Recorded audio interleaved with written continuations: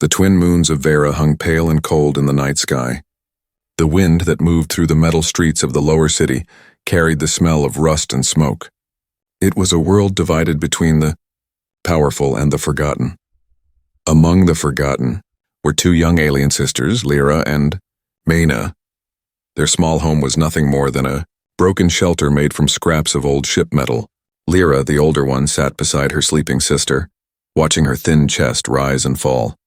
Mina's skin had turned a faint grayish blue from hunger and her breathing was weak. Lyra's heart hurt. She had not eaten in 2 days, but she didn't care about herself. She only cared about Mina. All around them, the great city of Velsha Prime sparkled with lights from the upper towers. Up there, the rich and powerful aliens feasted on glowing fruits, energy meals, and sweet water. Down here in the shadows, orphans like Lyra and Mina fought for crumbs. Food was tightly controlled by the government. Each citizen received daily rations, but only if they had a work code. Lyra had none. When their parents died in the factory explosion 2 years ago, no one came to help them. The system had erased their names as if they never existed. Lyra sat silently, staring at a small metal token in her hand, her mother's old charm. She whispered, "I'll find something, Mina, I promise." Outside, the streets were nearly empty. Only the hum of drones floated through the air. The food station stood several blocks away, guarded by bright red lights and tall security bots. Lyra knew it was forbidden to go there without an ID, but she had no choice. Mina would not live through another night without food. She pulled her torn cloak tighter and slipped into the shadows. The city was cruel, even in silence. Neon signs flickered weakly, and trash floated in small rivers of oil. A group of street merchants laughed near a fire, roasting synthetic meat.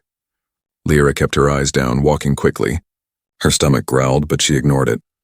When she reached the food station, her hands trembled. The large silver doors glowed with scanner lights. Inside, she could see shelves of nutrient bread stacked high, enough to feed hundreds. But outside, the starving waited for the leftovers that never came. She hid behind a crate, watching 2 drones glide past. Their metallic voices buzzed. "Unauthorized entry will be punished by auction protocol." Lyra knew what that meant. Thieves were sold at public auctions as labor property. Most never returned. Still, she whispered to herself, just 1 loaf. For Mina. When the drones floated away, she ran.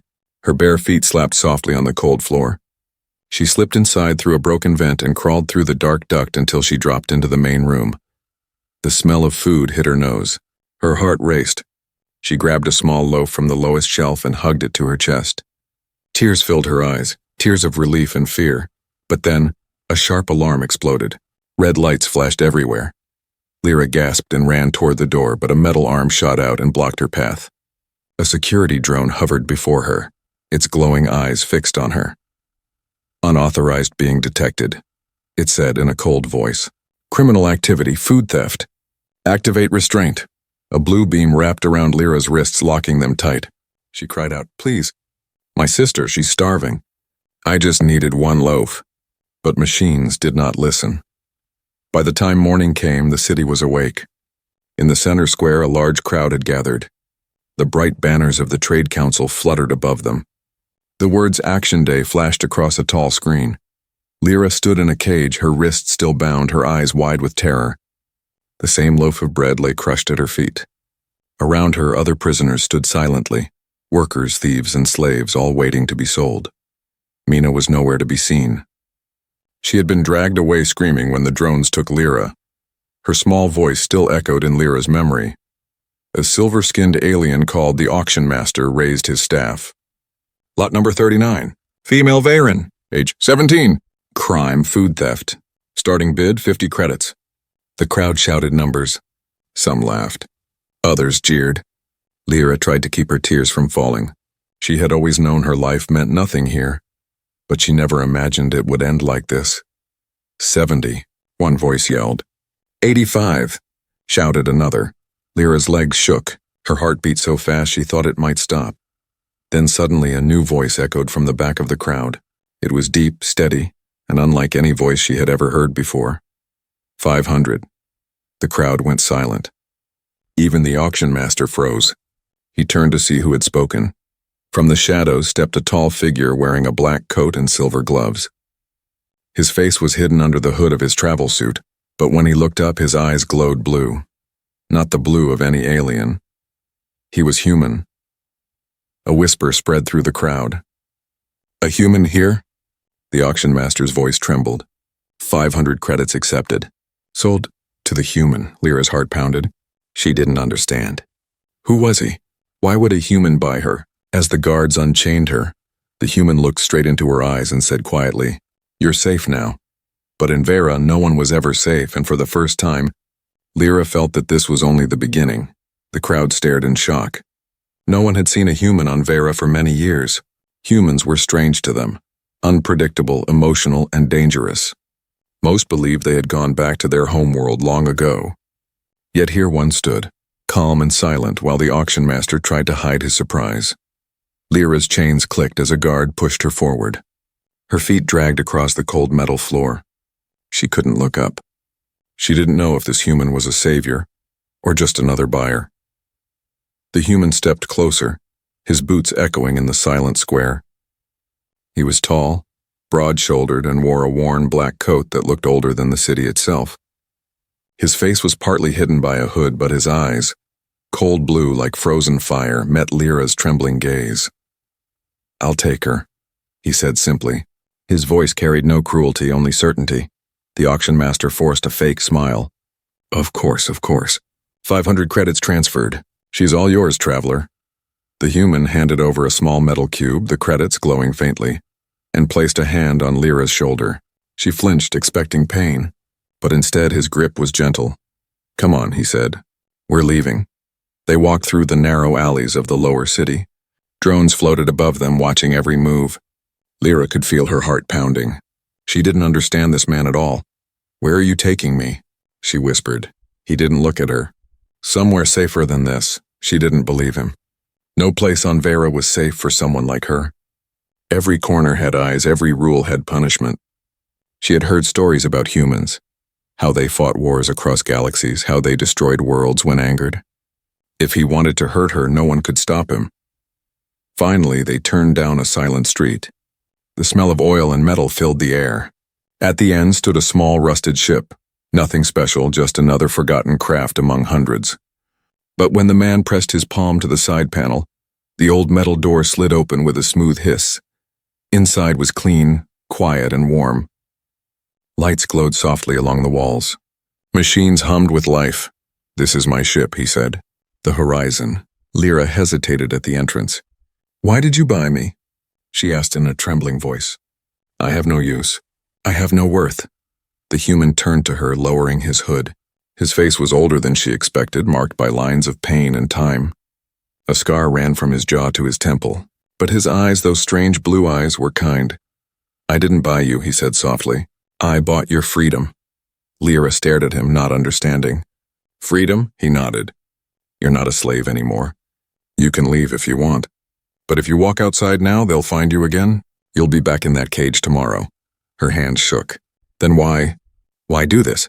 The man looked away for a moment, as if thinking of a memory he didn't want to share. Then he said, "Because no one should be punished for feeding a child."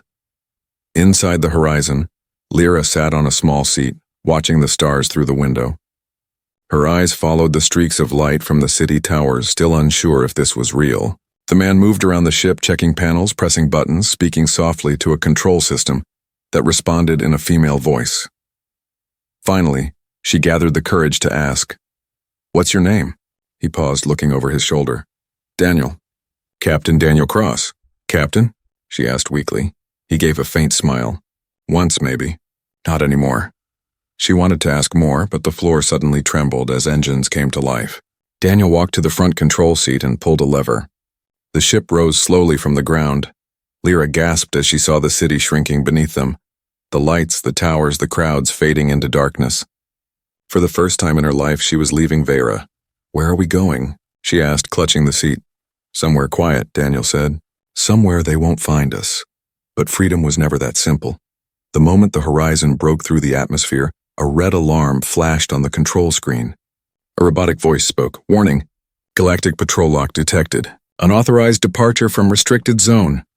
Daniel muttered under his breath. Of course. They tracked the purchase. He turned sharply to Lyra. "Hold on tight." The engines roared. The ship tilted violently as bright beams of plasma streaked past the windows. Patrol ships were closing in fast. Lyra screamed as the horizon spun, dodging the shots. Daniel's hands flew across the controls, his expression calm but focused. One blast hit the side of the ship, shaking it hard. Sparks flew. The lights flickered. "Are we going to die?" she cried. "Not today," he said firmly. He pulled another lever and the ship shot forward faster than she thought possible. The stars blurred into long white lines as they entered a jump corridor. The shaking stopped, replaced by silence and the deep hum of the engines. Lyra sat trembling, unable to speak. Daniel leaned back, breathing heavily, then smiled faintly.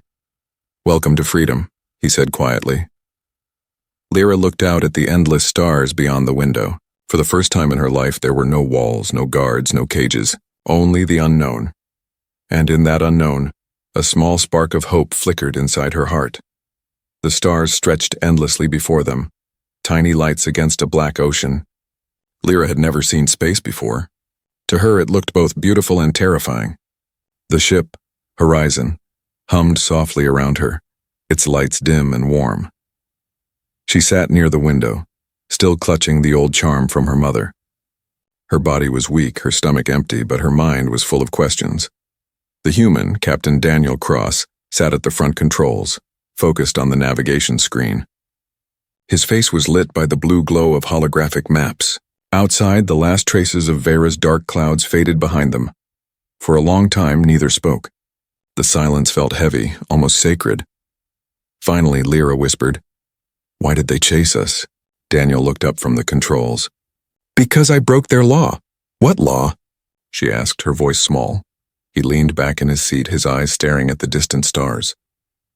"The Galactic law. It says that no one is allowed to help or protect any race labeled as genetically inferior." Lyra frowned. "Inferior, you mean people like me?" He nodded slowly. "Your species, Varans, were marked unfit for survival by the Council. They call it balance. I call it cruelty." Her chest tightened. She had always felt like her kind was treated worse than others, but she never knew why. Now she understood it wasn't just unfairness. It was law. But why do they have such a law? She asked. Daniel's expression darkened. "Because fear rules the galaxy. The strong fear the weak will take from them, so they write laws that make kindness illegal." Lyra stared at him. His words sounded strange but powerful. She had never heard anyone talk like that before. Not with fire, not with heart. Hours passed. The ship moved quietly through space, slipping into the dark lanes between star systems. Lyra sat near the glowing heater, watching the stars blur outside. Daniel handed her a small metal cup filled with warm blue liquid. "It's nutrient tea," he said. "Drink it slow." She lifted it carefully, sniffing the strange scent before sipping. Warmth spread through her body. It tasted like honey and air. She hadn't felt warmth like this in years. Daniel noticed her shaking hands. "When was the last time you ate?" 2 days ago," she said softly. "Maybe 3. I stopped counting." He frowned and turned toward a storage panel. From inside, he pulled out a small white packet and placed it in her hands. "Human ration bar. It's not much, but it'll help." Lyra hesitated. "You'll have less for yourself." Daniel gave a faint smile. "I've had enough for one life." She took a small bite and tears filled her eyes. It wasn't the taste, it was the kindness. No one had ever given her food without asking for something back. As she ate, the ship's lights flickered. Daniel quickly checked the console. "Are we in danger again?" Lyra asked nervously. "Not danger," he said. "But we can't stay in open space for long. The patrol beacons can trace jump signatures. We need to disappear for a while." He pressed a few buttons and the holographic map shifted. "There's an old mining moon nearby, abandoned. We'll hide there until the trail goes cold." The horizon changed course, slipping through the dark like a ghost. As they flew, Lyra found herself studying Daniel. There was something heavy about him, something quiet and sad. His movements were precise, his tone calm, but his eyes, they carried a storm. "Captain," she said softly, "why are you doing this? You could have left me there." He didn't answer right away. His jaw tightened as if he was fighting a memory. Then in a low voice he said, "Because I once saw a child starve just like your sister. I did nothing then. I'll never make that mistake again." Lyra looked down at her hands. She didn't know what to say. For the first time, she realized that maybe Daniel wasn't just saving her. He was saving himself too. The ship trembled as it entered the moon's thin atmosphere. Through the window, Lyra saw a gray surface below, cracked, frozen, and silent. The horizon landed gently among the shadows of old mining towers. Daniel shut off the engines. "We'll stay hidden here for a bit," he said. "You need to rest." She nodded and curled up on the narrow bunk in the corner. The hum of the ship soothed her to sleep. When she woke, soft light filled the cabin. The smell of something warm drifted through the air. Daniel stood by the console, heating a bowl of human stew. "You sleep like a rock," he said quietly. "Good, you needed it." She rubbed her eyes. "Thank you, Captain." He handed her the bowl. "Just Daniel." As she ate, Daniel leaned on the control panel, staring out at the stars. "You should know something," he said. "Helping you means I've made enemies. The Council won't forgive this. They'll come for us both." Lyra froze, spoon halfway to her mouth. "Then why not leave me somewhere safe?" He turned to her and smiled faintly. "Because safe places don't exist for people like you. Or for people like me anymore." There was silence again, broken only by the soft hum of the ship. Outside, a storm of dust moved across the moon's surface. But inside the horizon, Lyra felt something she hadn't felt in years. Hope. Maybe the galaxy was cruel. Maybe the laws were unfair. But for the first time, she wasn't facing it alone. The small moon was silent except for the low hum of the ship's engines. Outside, gray dust storms moved slowly over the cold rocks. But inside the horizon, a quiet peace filled the air.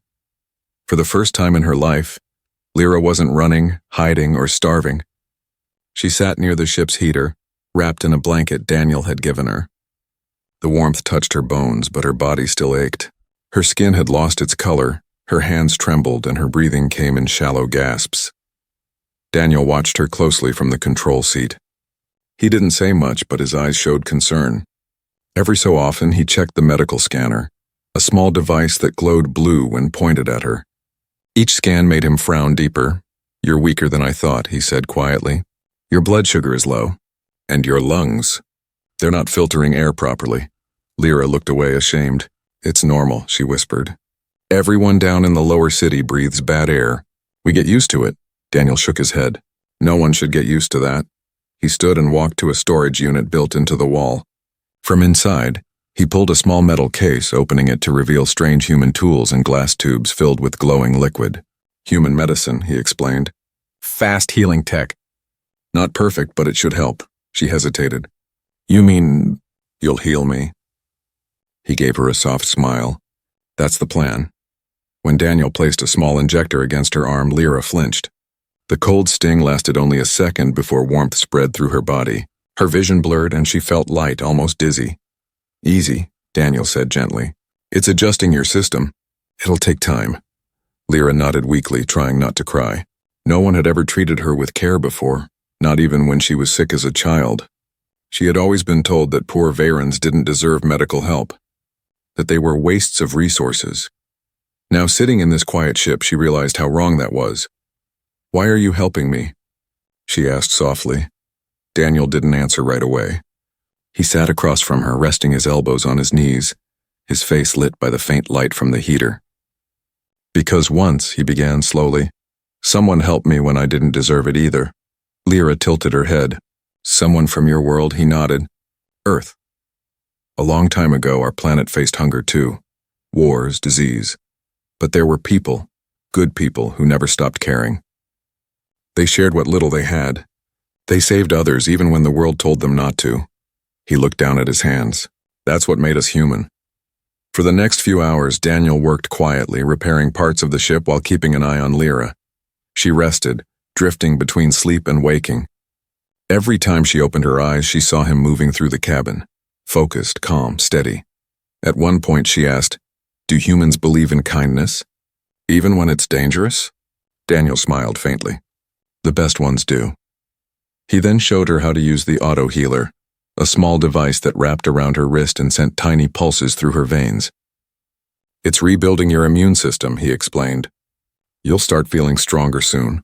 Lyra stared at the glowing band on her wrist. It was more advanced than anything she had ever seen. "This could save hundreds of people on Vera," she said softly. Daniel's face darkened. That's why it's banned there. The council doesn't want the poor to live longer. They want obedience, not life. His voice carried anger, controlled but deep. Lyra had never seen someone angry for her people before. It was a strange, powerful feeling. Hours later, she woke from a deep sleep to the sound of music. A soft, low tune played through the horizon speakers, a human melody full of sadness and peace. Daniel sat near the front, his hands on a small old instrument with strings. "What is that?" she asked, rubbing her eyes. "A guitar," he said without turning. "Something from home." "It sounds alive," she said. He smiled slightly. "That's what it's supposed to do." The notes floated through the cabin, mixing with the soft hum of the engines. For the first time, Lyra felt her chest loosen. The pain inside her heart began to fade, little by little. When the song ended, Daniel turned serious again. "Lyra," he said, "you should know something. The Galactic Patrol will keep looking for us." "I can't stay hidden forever." She looked up, fear flashing in her eyes. "They'll find us?" "Eventually," he said. "But I won't let them take you again. Why risk so much for me?" She whispered. He looked at her with tired eyes. "Because when I saw you at that auction, I saw my daughter." Lyra froze. "She died years ago," he continued quietly. "Starved on a colony planet when food shipments were blocked by the same law that condemned you. I couldn't save her then, but I can save you now." Tears filled Lyra's eyes. She tried to speak, but no words came. Daniel placed a gentle hand on her shoulder. "Rest, Lyra. Heal. The galaxy can be cruel, but not everyone in it is." As she lay back on the bunk, staring at the stars through the window, she felt something warm inside her chest, something new and bright. For the first time in her life, she didn't feel like a burden. She felt seen.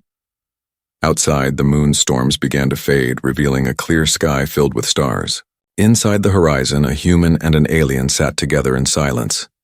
Two souls broken by different worlds, slowly learning how to heal each other. And somewhere deep inside the ship, an alarm light blinked red. A faint message scrolled across the screen. "Galactic patrol signal detected, tracking in progress." The peace wouldn't last long, but for tonight, at least Lyra was alive. The peace on the horizon ended with a scream of alarms. Red lights flashed across the cabin, and the ship's soft hum turned into a violent roar. Lyra sat up quickly, her heart pounding. "What's happening?" she cried. Daniel's voice was sharp and calm. "They found us." He moved fast, pulling down metal switches and typing commands into the glowing console. Outside the window, the stars shifted as the ship's engines roared to full power. Lyra could already see it. Tiny dots of light in the distance growing larger every second. Galactic patrol ships. Their long silver bodies reflected the starlight like knives. They were built to hunt and destroy. "How did they find us?" Lyra asked, gripping the seat as the horizon tilted. Daniel's jaw tightened.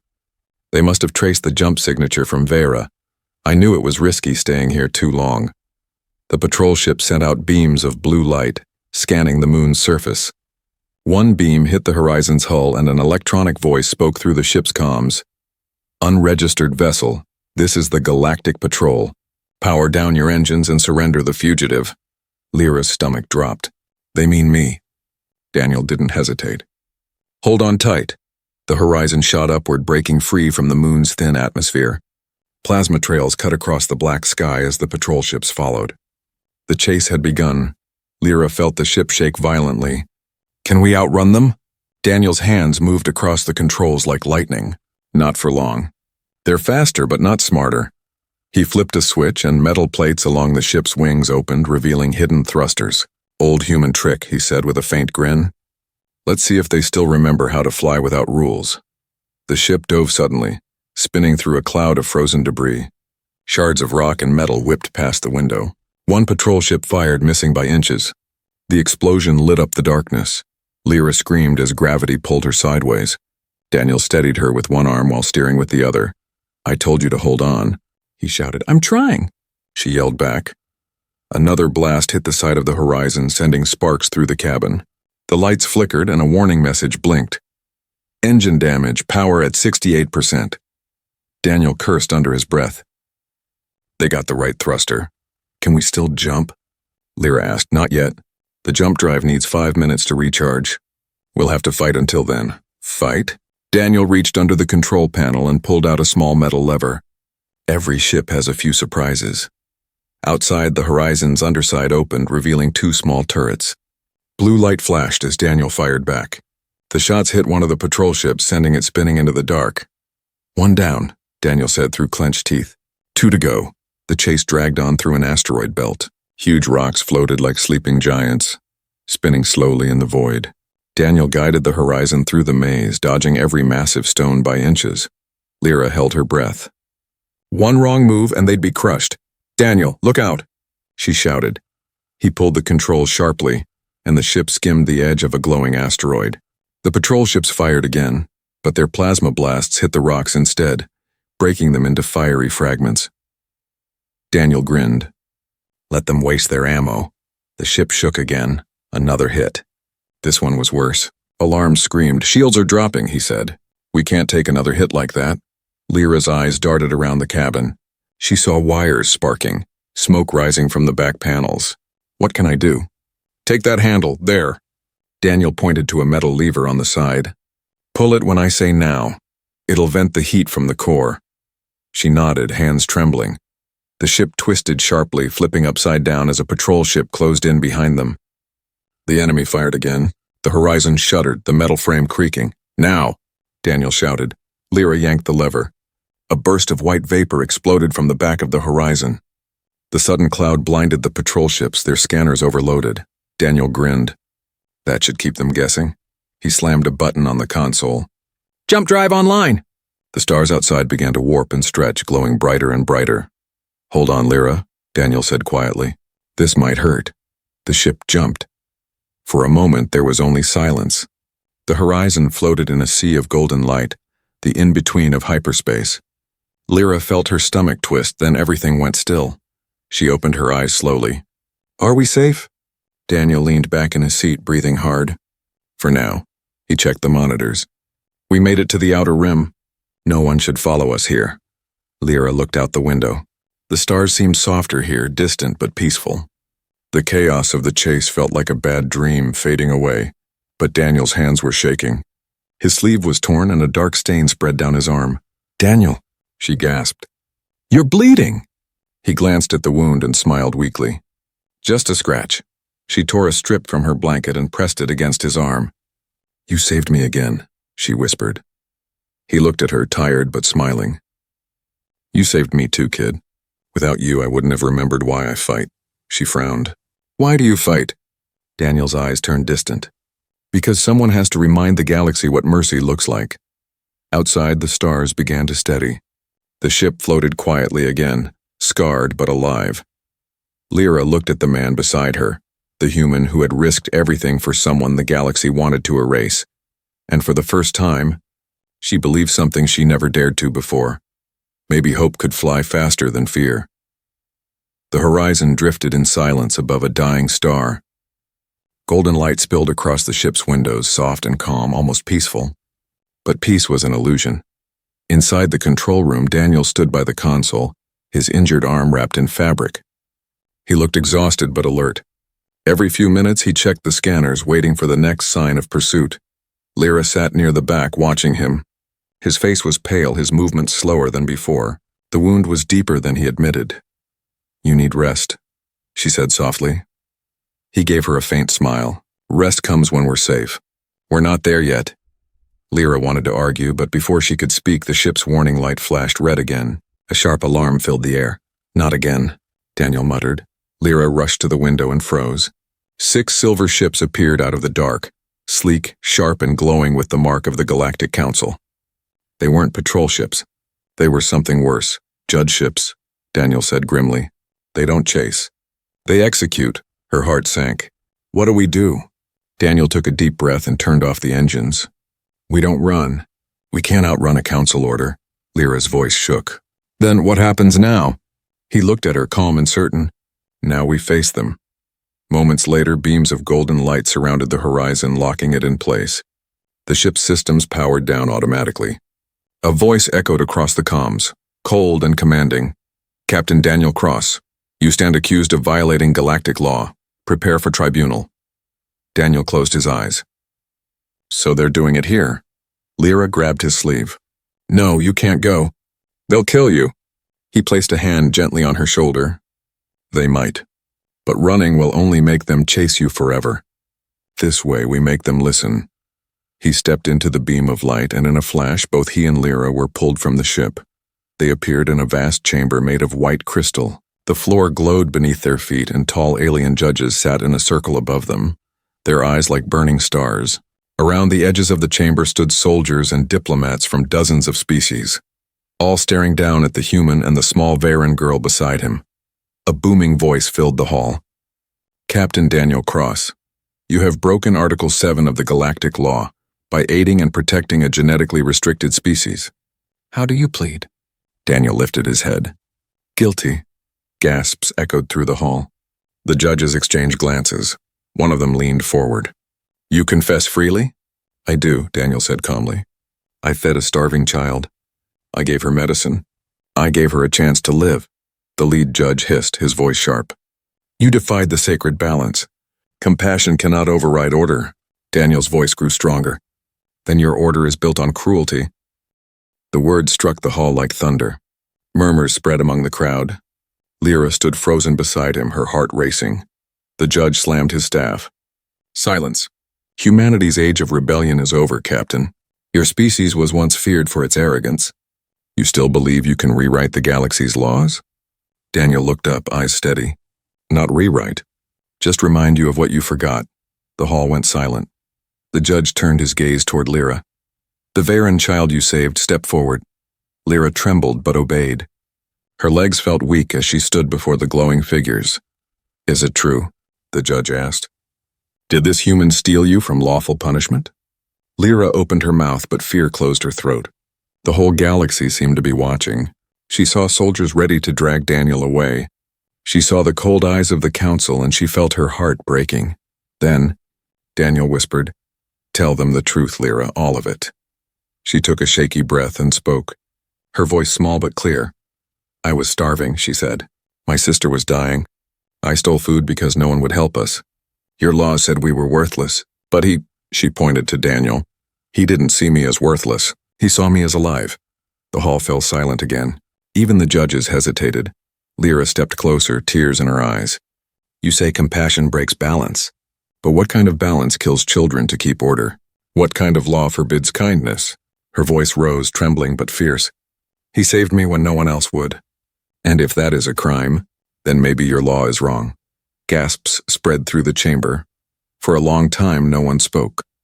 Then the lead judge stood. His eyes burned brighter. Enough. This hearing is concluded. 2 guards stepped forward. Daniel reached for Lyra's hand, squeezing it once. Whatever happens, remember, you matter. She shook her head, tears streaming. No, please, don't take him. The guards raised their weapons. But before they could move, a deep rumble shook the hall. The walls vibrated, lights flickered. A voice came over the comms. This is Earth Command. Stand down. Everyone turned. Outside the crystal walls, human warships appeared. Massive, dark, and glowing with blue engines. Daniel's lips curved into a tired smile. Looks like someone's still listening. The judges froze. The lead one hissed, You dare bring your fleet into council space? A new voice filled the hall, calm, powerful, and human. We dare defend compassion. The crowd erupted in chaos. Soldiers shouted, diplomats whispered, and for the first time in centuries, the council's power trembled. Lyra looked up at Daniel, her small hand still gripping his. His eyes met hers, proud and sad. Looks like the galaxy's waking up, he whispered. And in that shining hall where mercy had long been forbidden, one small voice had begun to change everything. The great chamber trembled as the sound of engines filled the air. Outside, through the crystal walls, the black of space glowed blue with light from the human fleet. Dozens of warships hovered in silence, their shields shining like halos against the stars. For the first time in centuries, the Galactic Council, a power feared by all, stood uncertain. The judges stared in disbelief as the humans held their position, silent but unyielding. In the middle of the hall, Lyra and Captain Daniel Cross stood side by side. She was small and trembling, but her eyes burned with quiet strength. Daniel, pale and injured, stood straight, his head high despite the pain. A new voice echoed through the chamber speakers. It was deep, steady, and carried authority. "This is Ambassador Reeve representing the United Earth Alliance. We are here for our people. Captain Cross is under human protection." The lead judge rose, his golden robe flowing around him. "Protection? He has defied the Council's laws. Humanity has no right to interfere in the balance." Ambassador Reeve's voice remained calm. "Balance built on cruelty is no balance at all. You've starved children, burned colonies, and silenced compassion in the name of order. Humanity remembers those days, and we will not stand by again." The room fell silent. The weight of his words seemed to reach every corner of the galaxy. Daniel looked down at Lyra. Her eyes were wide with fear and wonder. "Are they really here?" "For you?" she whispered. He smiled faintly. "For us," he said. "Humans don't abandon their own anymore." The judge slammed his staff. "Enough. You think you can threaten us with ships? The Council governs all. Your defiance will destroy the harmony of the stars." Daniel took a step forward, his voice hoarse but steady. "Then maybe the stars need new harmony." Gasps echoed through the chamber. Some of the alien envoys exchanged uncertain glances. Others whispered, their expressions thoughtful. For the first time, doubt had entered their perfect system. Outside, the human ships began broadcasting across all channels. Lyra could see it on the large holographic screen. Images of her, the starving girl from Vera, standing beside the human who had saved her. The message carried simple words in hundreds of alien languages. "Kindness is not a crime." The phrase spread faster than light. Across planets, workers, slaves, and outcasts stopped to watch. They saw a small girl who had been sold for stealing bread, and a human who risked everything to give her freedom. On forgotten worlds, people whispered her name. Lyra of Vera, the girl who stood up to the law. Inside the hall, Daniel could see the shift in the judges' faces. Their power was slipping, not by force but by truth. The lead judge hissed, "You've created chaos." Daniel met his gaze. "No," he said quietly. "We've created hope." Moments later, the chamber doors burst open. A wave of sound rushed in, voices, footsteps, and cries. People from across the station, workers and guards alike, were entering. Many dropped their weapons. "We won't obey these laws anymore," shouted one alien miner. "The child is right," yelled another. "We followed cruelty long enough." The council guards looked lost, uncertain whether to fight or surrender. The hall that had once felt eternal now trembled with the heartbeat of rebellion. Lyra held tightly to Daniel's arm. "They're listening," she whispered. Daniel smiled weakly. They were always listening. They just needed a voice brave enough to speak first. Hours later, the council fell silent. The judges retreated, their power broken by their own people. The human ships lowered their weapons. No shots were fired that day. Instead, something far greater happened. A new treaty was written, the Charter of Compassion, forbidding the punishment of kindness and granting freedom to all restricted races. It wasn't perfect. Nothing ever was. But it was a beginning. Weeks passed. The horizon flew again, its engines repaired, its hull patched with silver plates that shimmered in the sunlight of a new world. Lyra stood by the window, watching a blue planet spin below them. Fields of green stretched as far as the eye could see. Mina was there too, smiling, laughing, finally healthy. Daniel had found her after the trial, and when the sisters reunited, even the hard-hearted soldiers of the fleet had turned away to hide their tears. Now, Lyra's hair was brighter, her skin full of life. The scars of hunger were fading. Daniel entered the cabin quietly, his arms still bandaged. "Beautiful, isn't it?" he said. Lyra nodded. "It doesn't look real." "It is," Daniel said. "Earth helped rebuild it.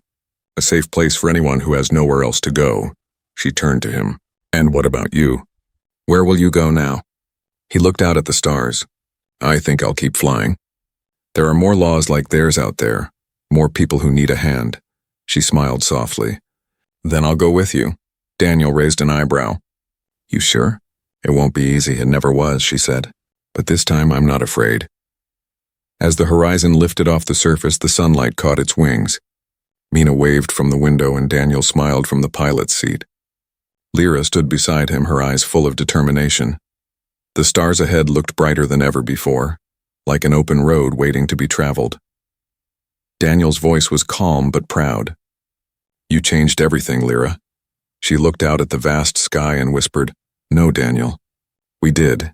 The ship vanished into the light of dawn, carrying with it two souls who had defied a galaxy, not with power, but with compassion. And somewhere in the quiet corners of distant worlds, a new truth began to grow. One act of kindness can rewrite the stars.